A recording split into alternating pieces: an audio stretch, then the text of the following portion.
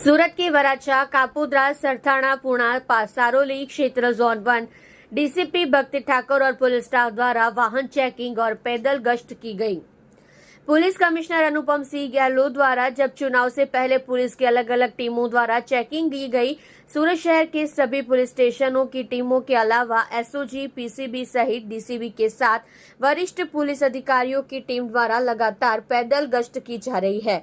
खासकर सूरत के संवेदनशील इलाकों में 33 मार्गों पर पैदल गश्त और सघन वाहन जांच की जा रही है, जिसमें 12,719 वाहनों की जांच की गई है। जोन 1 की डीसीपी भक्ति ठाकर और एसीपी पीके पटेल और एसीपी विपुल पटेल आज 510 संदिग्ध स्थानों की जांच करते हुए और जोन 1 में आने वाले सभी 5 पुलिस स्टेशनों के पीआई के साथ Varachha police station, Kapodra police station, Puna police station, Saroli police station और सरथाना पुलिस स्टेशन सीमा के भीतर आते हैं।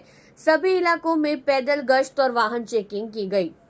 जी सर, સુરત શહેર પોલીસ કમિશનર સાહેબની સૂચના અને માર્ગદર્શનથી અને સેક્ટર સાહેબની પણ માર્ગદર્શનથી અમારા ઝોન 1 વિસ્તારમાં 5 પોલીસ સ્ટેશનમાં અત્યારે 6:30 થી ફૂટ પેટ્રોલિંગ રાખવામાં આવ્યું છે, જેમાં કાપોદ્રા, સરથાણા, વરાછા, પૂણા અને સારોલી એ 5 પોલીસ સ્ટેશનમાં ફૂટ પેટ્રોલિંગ છે। પોલીસ રોડ ઉપર જાય છે, એ રસ્તા પર જે લોકો આવે છે એમને તકલીફ મુશ્કેલી હોય એની પૂછપરછ કરે છે, ઘણીવાર તપાસ કરે છે। તડીપાર હોય કે કોઈ સમ તડીપાર હોય અને હાજર મળી આવે તો એના વિરુદ્ધ પણ કાયદેસર કાર્યવાહી કરવામાં આવી રહી છે અને સાંજે 9:30 થી 11:30 વાહન ચેકિંગ પણ રાખવામાં આવ્યું છે।